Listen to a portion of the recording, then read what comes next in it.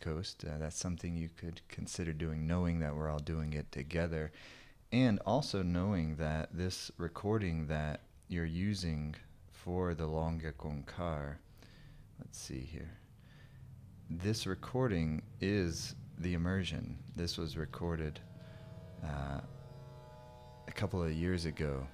It's just the recording essentially of the room at the immersion during our early morning practice. So something that maybe help you keep your momentum going on a little stronger this week.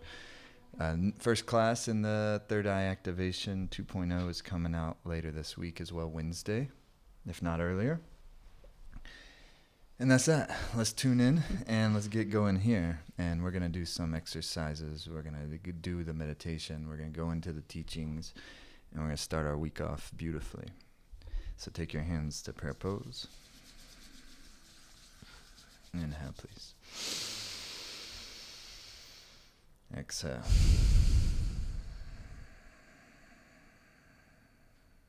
Inhale, please.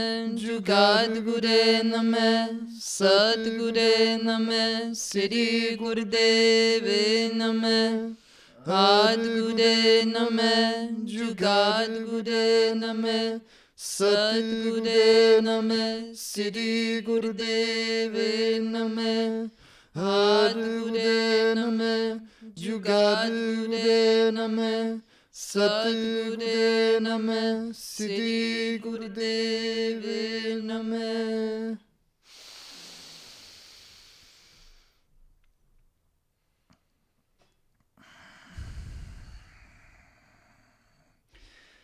Hey, a couple general, what do you call it, housekeeping things before we get going into these exercises. My team asked us to let you know that if you have tech support questions or you need help with something, the best way to get help and support is to email our team, support@jaidevsingh.com.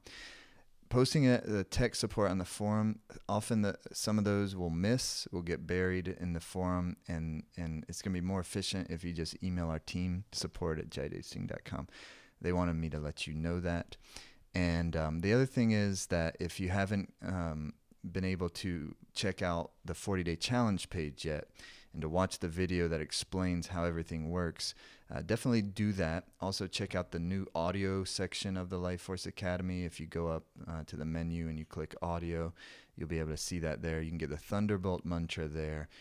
It's also on the 40-day challenge page, but you can get the Thunderbolt mantra from it has a whole page on the Academy now where you'll be able to get the audio files, normal pace, slower pace if you want to work on your pronunciation more, and if you have time and you're inspired to do so, on that page there's a full class that Simrit teaches on that Antanasifti Thunderbolt mantra, as we kind of affectionately call it. It's the 24th stanza of Japji, and that there's a whole hour-long class on how to chant that properly and the effects of it. And a meditation with it. So anyways, really valuable stuff, so check it out. Okay, let's roll.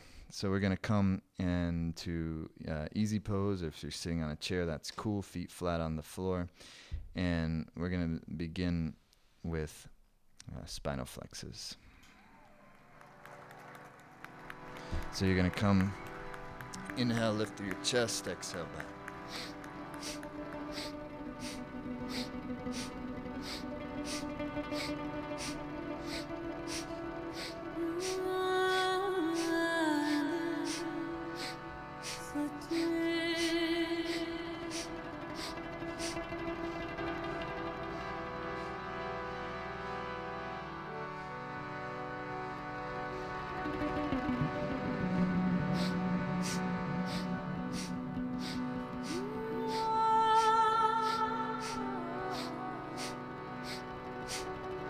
Eyes are closed down. Draw your gaze up and in. Relax the gaze into your third eye point. Between the two eyebrows, where the root of the nose meets the skull bone, there lies the human gateway to God. It's a rhythmic breath. It's not a long breath. It's kind of a deep, strong breath. Go at your own pace.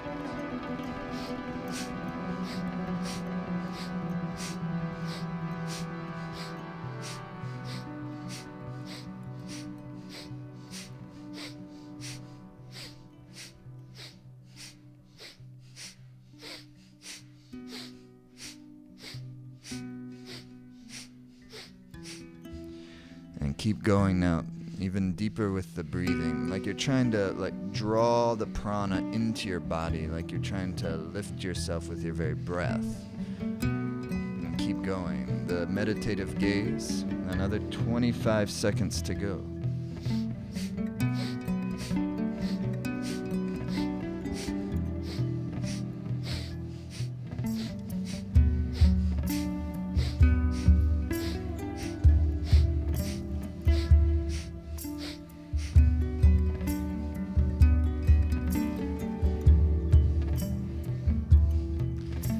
Beautiful. Now deep inhale. And the rectum, sex organ, navel, heart wide open, shoulder blades drop. And again now the gaze up and in. Be still and concentrate deeply. Exhale. Perfect. Now take your hands to your shoulders, fingers in front, thumbs in the back. Chest out, root lock connected in.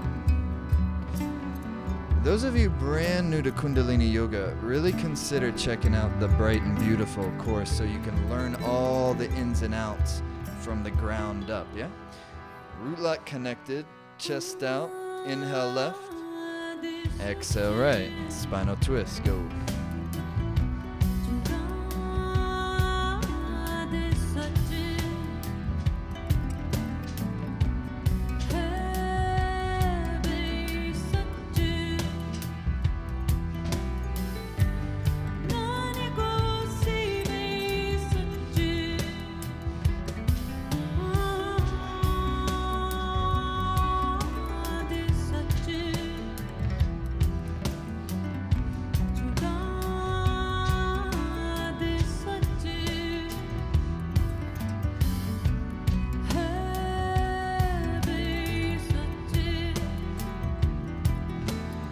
And keep going.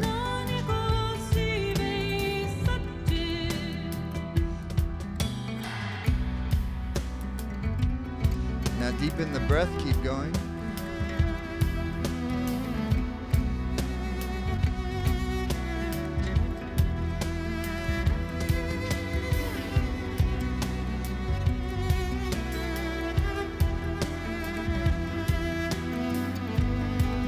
Last little bit.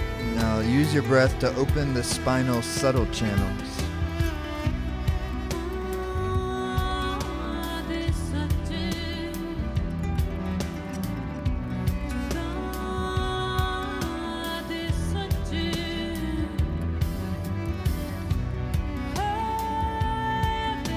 And now to the center. Deeply inhale. Draw all your concentration, draw all your energy, pituitary gland, third eye point. Push your underside of your tongue, upper palate of your mouth. Exhale. Amazing. Little things. Okay, hands on your knees. And we're going to shoulder shrugs.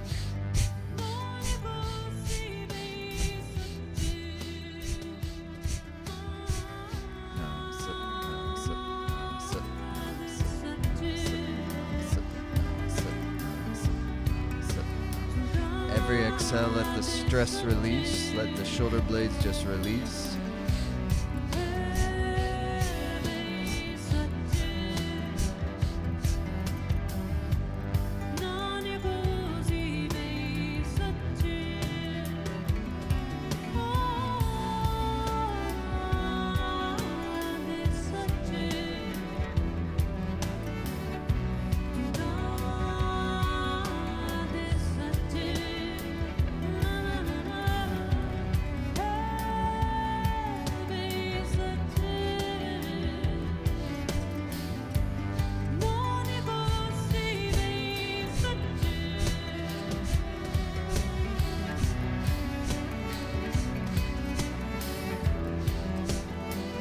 Inhale, squeeze up. Squeeze out the tension. Exhale. Great, perfect.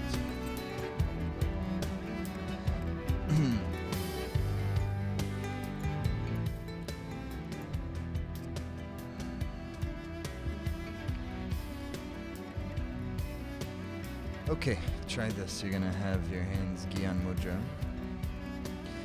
Ladies, if you're on your moon cycle, if you're pregnant, and then when we do breath of fire, just do long, deep breathing. There's no contraindications for Longa Konkar meditation, though, so this one you can do anytime. Alright, hands are Gyan Mudra, index finger to your thumb. You're gonna heart lift, shoulder drop, root lock connected. If you have a good root lock, that's contraction of your inner core muscles, perineum, navel area, sex organ area, up and in, that gives you the capacity to properly lift through your chest. Yeah. And sometimes we're not able, our body's not able to sit directly on our sit bones, so, and sometimes even we are, but we're making it a little more comfortable for ourselves, so we use a cushion or a blanket or something. And we just prop ourselves up on the edge of that. And then that brings the floor up to our sit bones. That allows you to sit with a lifted heart. Because if you're gonna do a 40-day meditation, it's a lot of work to do something like this. So you wanna make sure you're getting like the best bang for your buck, so to speak. And therefore you wanna find a way to, when you are doing the meditation, that you're able to sit with a lifted heart. And that's the same thing as saying really straighten spine. But I think if you focus on lifting the heart, I like the context of that more than just straighten your spine.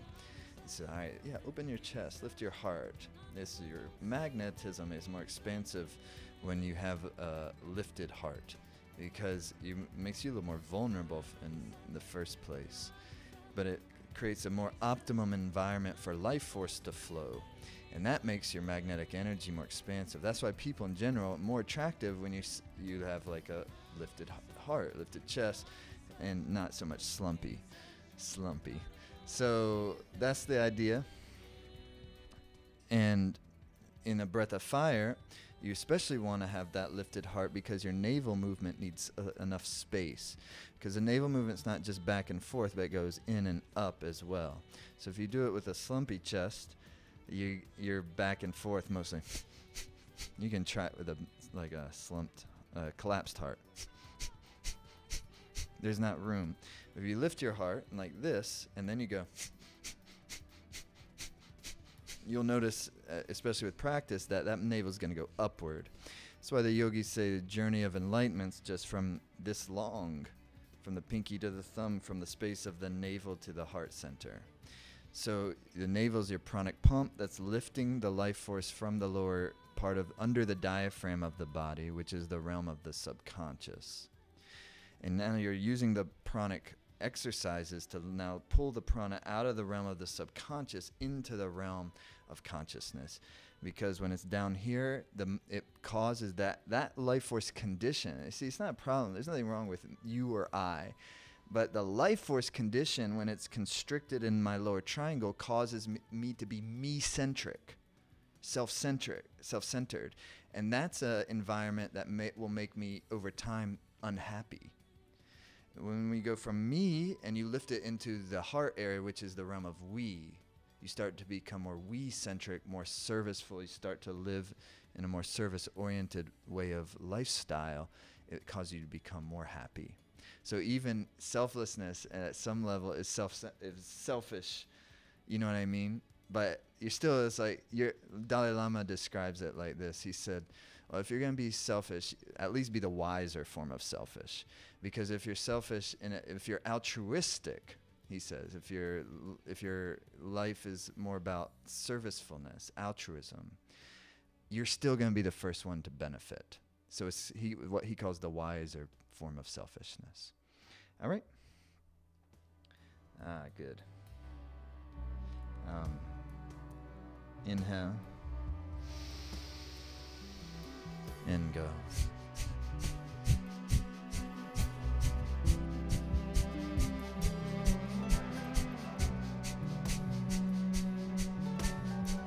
Is it equal?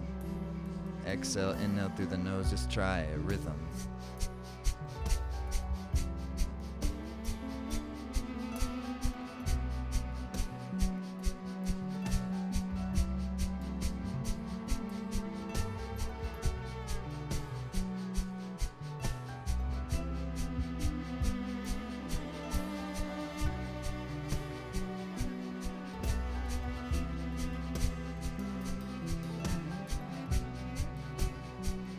Very powerful, but very relaxed. So continue for another 30 seconds. Your breath is powerful, but the face and the mind is relaxed. So you don't want the breath to become so powerful that makes your face scrunch up. So see if you can be both powerful and meditative, relaxed.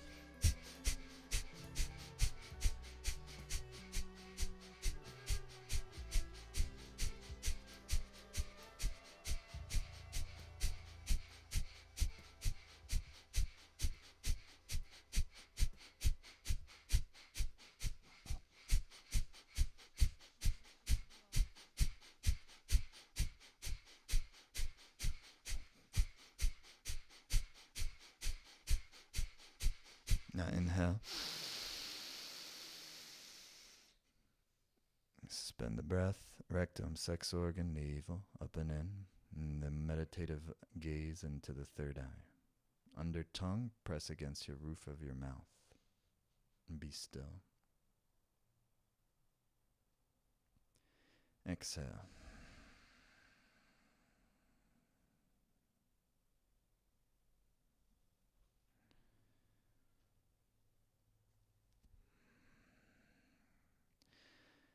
Beautiful. And we'll do one more exercise, and it'll be using Breath of Fire again, or a charge. And again, those of you who are brand new to this, it takes practice to get a handle on Breath of Fire. So let's go over Breath of Fire. Can you do that for everyone that's never done it before? The easiest way that I think we both share to get into it is very simple and practical, and it just takes a minute. So you just want to stick your tongue out and pant like a dog with an even inhale and exhale. And continue the breath.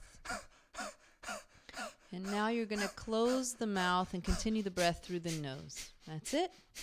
That's Breath of Fire. I think that's the easiest way to teach it and to get yourself into it. And that's it. Just the key is even inhales, even exhales. It's not the speed. And that's it. Yeah, just wanted to share that with y'all because we haven't done that yet. Yeah, that's a great way to get into the rhythm of it. But then if you also want to like break it apart and make sure you've got the mechanics of it right. When you're exhaling, the navel's coming in. And then the inhale part, you relax. But the reason why Simran and I'll teach it like that was just stick the tongue out, breathe like that, pant like a dog, then close your mouth. Because if you explain it, okay, when you exhale, the navel's coming in, it gets real clunky, and you start thinking about it, and it's hard to do it.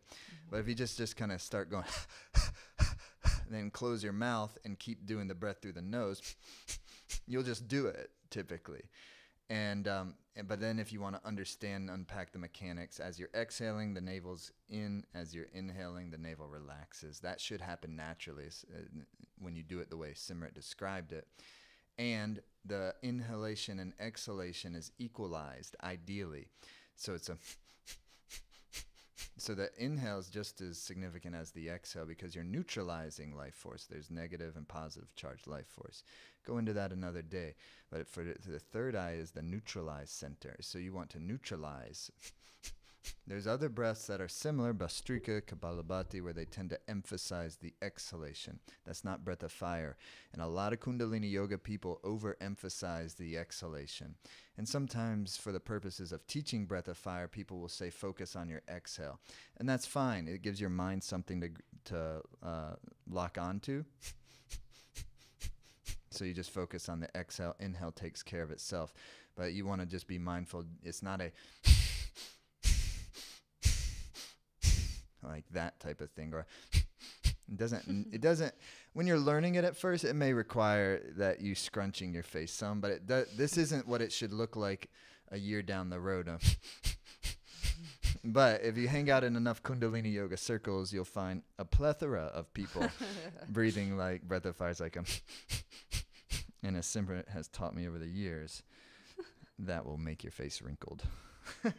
And it's not ideal for the practice, because you're not optimizing the meditative mind if your face looks like this. The reason why some of us Pitta people have like a line right here is because we're intense, and we kind of, when we're thinking about something, we go right here.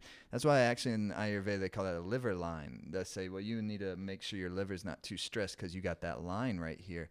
Because us intense people, like when we're looking at something, we go like this. Pitta people tend to do that. So you go like this, it makes that line right there. So Pitta friends, I'm one of you. Try not to scrunch your face when you're doing yoga practice. In other words, try not to be overly intense in your mind. Now, when you're learning something for the first time, that's a little different. You're going to be a little clumsy with it at first. But then over time, know that the way you practice, you want to blend chillness. You want to blend relaxed mind with the powerful exercises. The exceptions to that, there's certain kriyas, certain exercises within kriyas where it's going to say be aggressive. Now, that's a different story. That's when you're going to go whatever it is. But that's not the default way that we practice. I think some Kundalini Yoga folks do some of those exercises from time to time and love it, and then end up practicing that way as kind of like their default mode of operation. The default mode of operation should be powerful yet relaxed, because it's that dynamic combo of power and relaxation that makes the magic happen. All right, let's aura charge this thing. So you're going to come with your arms 60 degrees up.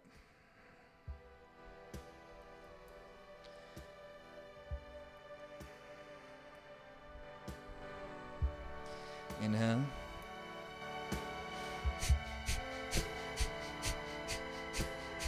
Thumbs are up, out, fingers are tucked like that, yeah.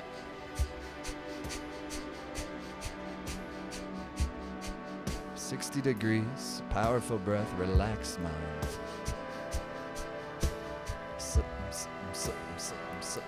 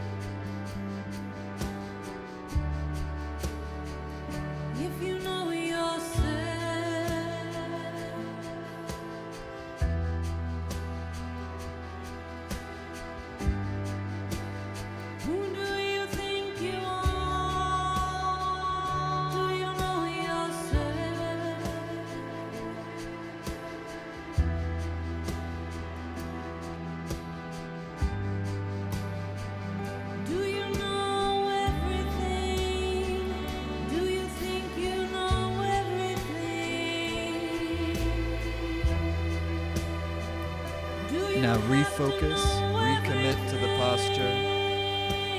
Third eye is the gaze.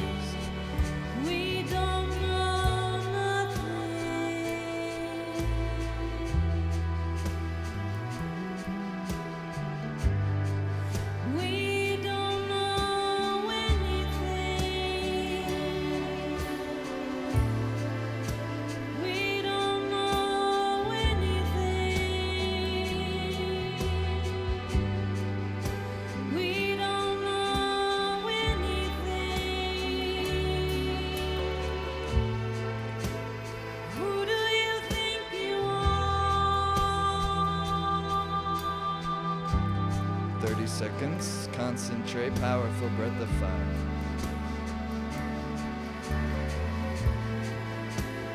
Who do you think you are? Do you know your soul? Do you know your soul?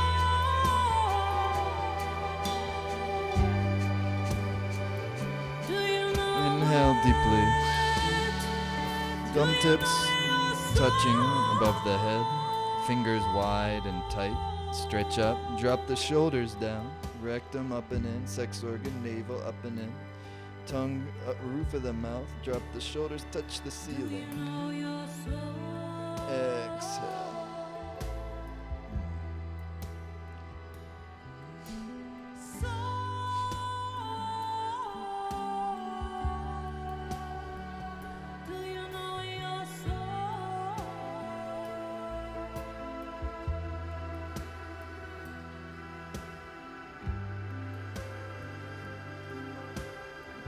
A lot of people have been asking what the music is. Those of you who don't have it yet, it's Simrit's live album we're using. You can get it all the places you get music. iTunes, Spotify, Okay, all right, let's do this meditation. And do you wanna, what tips, Simrit, can you give us on chanting this? Chanting, what kind of little tricks can we do? The main thing is just to, when your mind loses its focus, to bring it back, because that's natural. It's going to happen, and it's actually no big deal, and it's part of the meditative process. So remember that meditation is not about like going out of the body and being like, meditation's about being present. And so these meditations teach us that it's natural for the mind to go, and we have to rein it back in. So we just focus like that, and it's all good, because that's a big question that I get all the time is, what if my mind moves, or I start thinking about something really terrible, or start thinking about food, or what if I have bad thoughts or negative thoughts? And we don't even know where all the thoughts are coming from, and they're not always coming from us. So it's just really important to do our best to observe the thoughts, and that's what the meditation helps us do in life.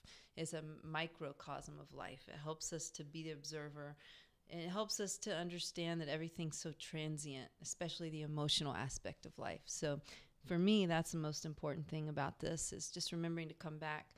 Second thing is to chant with sincerity. So allow yourself to feel your own depth and go deep. If you don't give yourself that opportunity, then you're shortchanging yourself with these meditations. Because if I sit here and I'm just going Ik Onkar Sat Nam, and I'm not really inside of it, giving myself a chance, it doesn't have as much of an effect. So some of it has to do with where you are. And then the last thing that I would say is, the pronunciation is really important in these particular mantras, because they were specifically given as roadmaps for the tongue to go to these specific destinations on the roof of the mouth. We have these 84 meridian points on the roof of the mouth, and each sound in each placement of the tongue, because there are different places in different mantras, produces a specific effect. It gives a specific message to the hypothalamus, which tells the pineal and the pituitary. We talked about all this last time. The pituitary is a master gland which informs the body the endocrine system what to do, how to be, how to balance. So for me, and we don't get dogmatic about it, but for me, I do my best. I just do my best, and then I let it go. And we like to practice so that we don't have to think so much when we're actually in the meditation, or when we're singing, or when we're playing basketball, or whatever it is we do. That's why we have a meditation practice, so that during the day we can access those spaces more readily. So it's just really easy. It's ik, and if you want to go over the body, the ways that we move our body when we do this, but ik, ong, and we resonate this. It's a very nasally sound with the ong. Ong, and that's how we get this area to vibrate. And the tongue goes to the So if roof of the mouth on that. navel comes in. Ek, the navel comes in. Ong, and my tongue goes to the roof of the mouth there. Ong, and it's nasally. God. Remember, it's not car. We're not chanting the thing that we drive down the road. That we're chanting Kar, Ek Onkar, one universe, one divinity that we all come from. Sat, and that we hit the tongue to the roof of the mouth there, right behind the top teeth, where the top teeth meet the gums. Sat, it's not sat. Sat, and then we open the mouth on nam, and it's a long A sound. It creates a different effect than num, because that's not the word. It's nam, and that creates an effect also when we come down on the M and we vibrate the lips. Nam. That creates an effect in the heart. Sidi, and that's like S-I-D-I. So the tip of the tongue hits the roof of the mouth again. Sidi, and then half breath again. Wah. And then when we do that, it's like we push the wah. It comes like out of the crown. Wah. Wah. Hey, short hey, guru. Again, the tip of the tongue to the roof of the mouth. Guru, not guru. And if you want to elaborate on the body part. Yeah, you that's can. good for that's a It just gives us more effect. As yogis, we want to get the most out of something that we can. And the pronunciation, like for instance, if we're chanting together in a group, sometimes when I do my concerts and everyone's chanting together, if everyone's not saying Satinam or something, if they're not doing their T exact, it doesn't she mean stops the show. it doesn't mean you're not going to get the effect. Everyone's chanting together. Essentially, it's all about your presence and your sincerity, the sincerity of your presence and your sound, and just learning that it's okay to go off and you just bring yourself back. That's all. But it's important at the same time. Yeah. And again, Simrat has a whole course on this supreme sound, on if you want to really dive into the art and the science of chanting, singing, mantra, etc. For today, we'll keep it very simple. But with using this Longek Onkar Kriya meditation, it vibrates each of the 7 primary centers of the psyche, which are known in the yogic languages, chakras. A lot of people know about chakras. Very few people have experiences of their chakras. And this will give you an experience of them. And you can use that, the visualization of them in this meditation. But you need not be, some people are very skeptically minded. And that can be an asset when it's in balance. Discernment. You can approach it like you're some more of a scientist than like a religious person. You understand what I mean? So the hypothesis is that there's like these 7 primary energy centers that are really the inner terrain of the psyche, and that the rectum area is Muladhara chakra, at the sex organ area Swadhisthana chakra, at the third, at the navel area, just below the solar plexus, is the Manipura chakra, navel chakra, and then Anahata is the heart chakra, Vishuddha is the throat chakra, and the Ajna, or Agya, is at the third eye point, and the 1,000-petal lotus, or the Sahasra, is the crown chakra. And then the 8th chakra is your aura. So whatever is the internal condition of the 7 chakras projects as your presence via your electromagnetic field, circumvent force, or auric body. So that our teacher considered that the 8th chakra as the magnetic aura. So when you're chant ik, it's the root chakra at the rectum area. Ik, ong vibrates the 2nd chakra. Kar vibrates the 3rd chakra. Sut. So when you go sut, it pulls the energy up from the navel 3rd chakra, sut, into your heart center. And then nam vibrates the heart center. Nam. Sometimes when I vibrate nam, visualize a field of beautiful light coming from not just this way, but in all directions from the center of the Anahata chakra. Nam, enveloping everything and everyone. Nam. And then you go siddhi. And siddhi vibrates Vishuddha chakra at your throat, siddhi. And then you take a half breath, and you go, wah, and that's at the 3rd eye, boom, wah.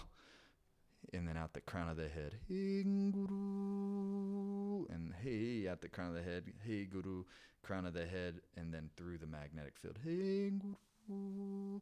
And so that's a very beautiful, and it's not required to do this meditation. It'll vibrate those centers anyways, but it's a very beautiful kind of process to go through, at least during times throughout the meditation, especially if you find yourself being unable to focus, or if you just want to do it. It can really kind of juice up your meditation a little bit. And I'll go through this several more times throughout the course of this 40 days so you can start to get a handle on it. But for today, we'll just keep it at that, and you can work with that. And if you're vibrating one chakra, a slightly different sound, it's no big deal. This isn't it's not rigid like that. There's an intelligence to the meditation that our visualization just isn't going to mess up. So that's all. Let's give it a whirl. Anything else? Ready? Oh, each word is designed to vibrate the body, each sound. So I like how you articulated that. I think right, and so that's what they're meant to do. That's why we chant them. That's why we and ong. I mean, yeah, that's what they do. I call it like devotional science, though, because all right. So if that's the hypothesis that you have these 7 centers, and we're not going to go into each of them right now. We just want to do this meditation, but the one ingredient that our hypothesis includes is a devotional element. So it's not dry, because devotion is a water element, and without it, it's just going to be it's dry science. And so you're actually putting there's some sense that this works, and then because you inject a little bit of faith, a little bit of devotional energy, it's not religious energy, it's called love. Then you use that as part of your stirring of the pot to see, can I make myself happy? That's the goal. Can I make myself full of love? That's the goal. And so you got put some effort into that. You're not gonna make yourself full of love by being a dry, discerning skeptic. You know what I mean? You're gonna have to flirt. You have to have some romance. You have to have some courtship here, and it's the courtship with what you really are, that which created you. And so that's one of the ingredients. And maybe you'll find it doesn't work. It didn't work for me, but you better give it, I think, 40 days to give it a fair try. Come on. You can't 1, 2, 3, 4, 5, 6, 7 days isn't a fair try for meditation processes. Yeah, but with this meditation, it's so powerful. You feel it right after you do it. I do. Yeah. And I've been doing this meditation for almost 20 years. So. Okay, let's go. All right, so you're like this, index finger to thumb, palms facing up, chest lifted, eyes closed, shoulder blades drop, chin slightly in. Inhale.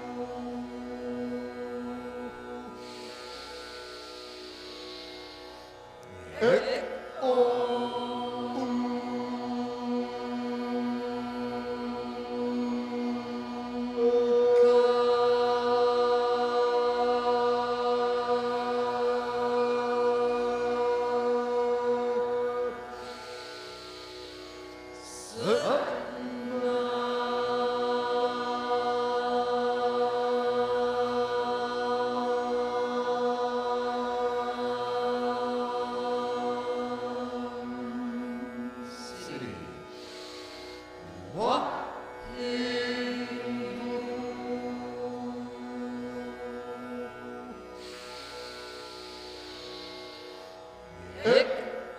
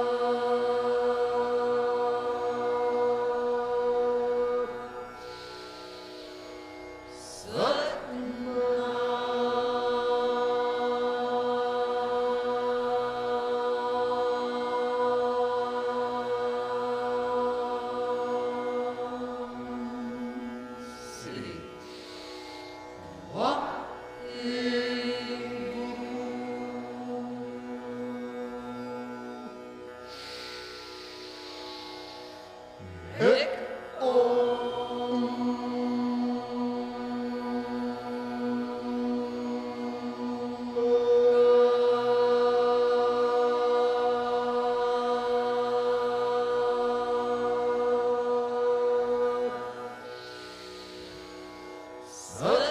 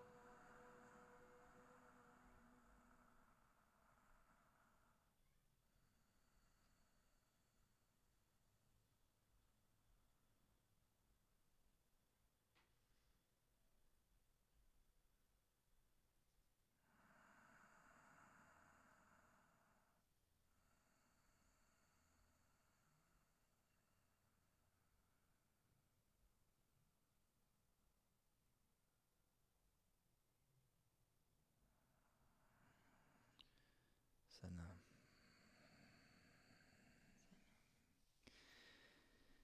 It works pretty quick. The it's like, all right, 22 minutes.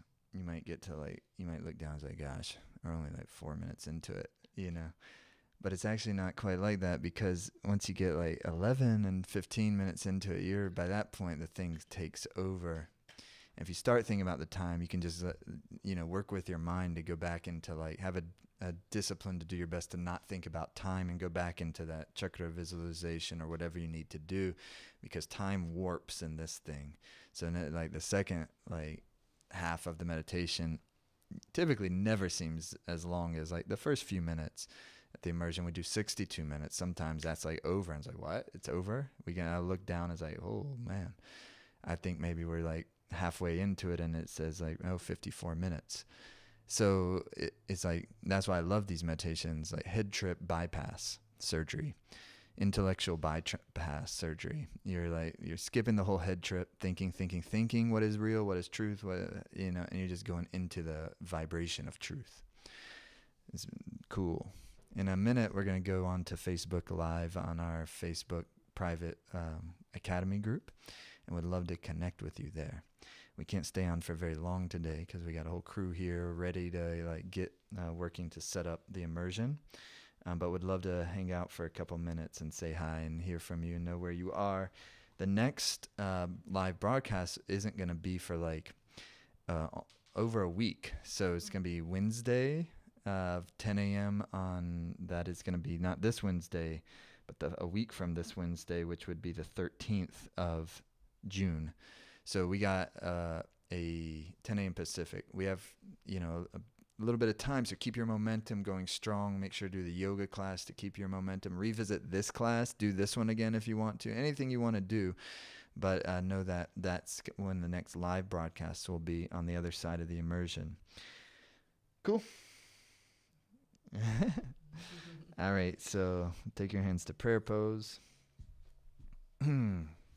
Those of you who are coming out here, travel safely and happily. And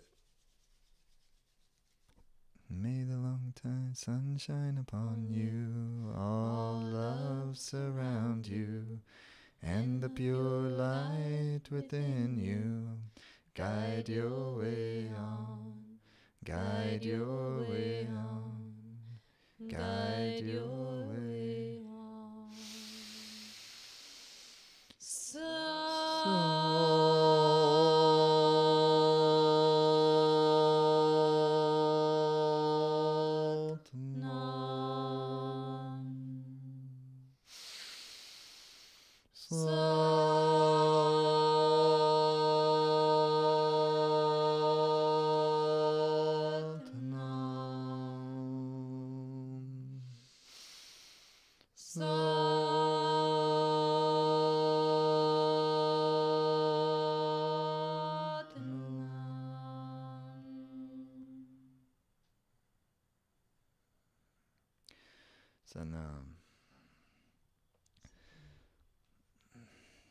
Okay, thanks everyone. See you soon. See you next week on the live broadcast, and see you soon in Facebook Live if you can hop over there.